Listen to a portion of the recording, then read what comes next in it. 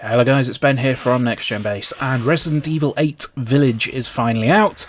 Abby has reviewed it. Go check out the review. It's a fantastic review of what apparently is a superb game. So I haven't yet played it, so there you go. There's the disclaimer. But what we're going to do is just look at the performance on the PlayStation 5 version. As of the moment, we don't have access to the Series X or the PC version, so we can't really give a full comparison there. But looking through the PS5 version, this is with all of the ray tracing and everything fully enabled, so this is essentially a worst case scenario in terms of the performance level on the PlayStation 5. As you can see, for the most part, the game sticks to that 60 frames a second target. The only places that it really drops are kind of in some combat-heavy areas where you've got enemies coming quite close to the screen, so there's a lot of detail being rendered on those enemies very close up. Particularly here in this kind of area in the in the alleyway, you can see that there are some slight dips and some slight drops down to the high and sometimes mid 50 frames a second marks.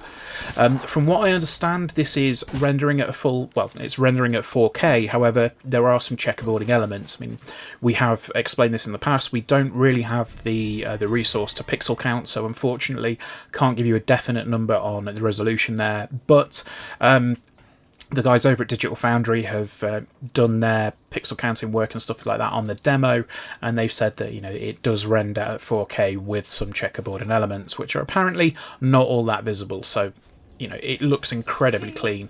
I think you'll probably agree with me. This looks really crisp. But what a lot of people are probably going to want to know is how smooth does it run when the big vampire lady gets to me. So this little section here with Lady Dimitrescu, you can see. Again, when it kind of gets all close up, it drops a little bit into the high and mid 50s. The absolute lowest performance that we've seen from the game, it really is that kind of 52, 53 frames a second. I mean, you did see there just one little spike in frame time.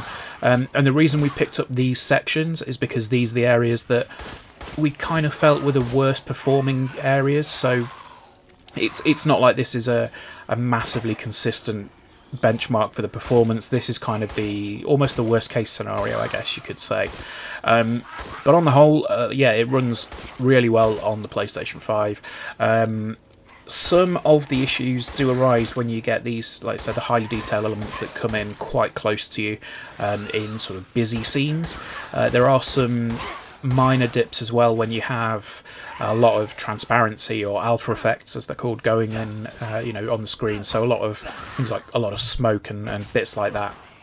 That will have a little impact on the performance as well. But it is quite minor. As I said, there's it doesn't dip below 50 frames a second from what I've seen, and we have looked at a lot of footage. For this, we've got, I think Abby basically captured more or less the entire game for us. So, look through a lot of footage, and some of the spikes that you may see during the exploration, it may be saying, it's dipping to, got a massive frame spike. Sometimes that will be to do with the capture process and the analysis process. But essentially, what our analysis tool does is it looks at the video. And then it looks at the change between frames to get an idea of the frame rate. So it's not, this isn't a definitive 100% guaranteed answer. There will potentially be some anomalies, but on the whole, it gives you a very good idea of what it looks like. I mean, you can see here the ray tracing is on. You can see those god rays coming through the cave entrance and the enemy kind of breaking those and looking really nice. And again, it only kind of breaks when he jumps down and gets really close and up in your face, if you like. So it's, the game as a whole is not going to give you too many problems. I mean, unless you're incredibly sensitive to frame rate drops at that kind of level. I'll be brutally honest, I usually am. I can only really tell, for the most part, if it drops to kind of 50 or so from 60. So you're not going to notice some of these drops as heavily as you would if a game dropped from, say, 30 to 20 or something like that. But they are there. if you turn off ray tracing, the game does run at a solid 60 frames a second. It still looks fantastic, but you're not going to have some of the ray tracing elements that you have there, such as your reflections and your shadows and that sort of stuff. So it's up to you. If you want to have 60 with slight dips, turn on ray tracing. If you want to have a solid 60, turn it off. But I mean, just look at the game in its own right. The HDR looks incredible. The textures are gorgeous, and overall, it's a really, really good-looking game that, for the most part, as I said, runs really smoothly on the PlayStation 5. It is worth noting as well that there is a 45 frames per second mode, which I believe is what the essentially what the ray tracing mode is being called. So, if you're going off that, technically both the Series X and the PS5 outperform the target. There doesn't appear to be a lock on 45 frames a second. It just kind of, is there as a guidance of what to expect, I'd probably say.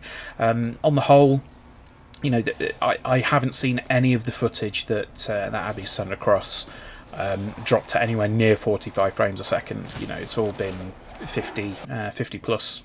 Like I said, the lowest I've seen really is kind of 53, 52, around there. But on the whole, yeah, if you're kind of exploring around, it'll be 60 frames. If you're getting really, really up close and personal with some of the enemies, it may well drop into that sort of mid to low 50s. On the PS5, at least, from what I understand, the Series X is a little bit more consistent with hitting those targets, but as I said, I can't say that firsthand at this point, so hopefully soon we'll be able to get a little bit more hands-on with the Xbox and PC versions. But that is going to do us. Thank you ever so much for joining us, guys. Hope you have enjoyed this video, even though, we know that sometimes the analysis isn't quite as deep as some of the folks go into. It's mainly due to resource, but we do what we can. Hopefully you've enjoyed it. Leave us a comment, subscribe to the channel and share it about. And we'll see you next time. And don't get caught by this lady.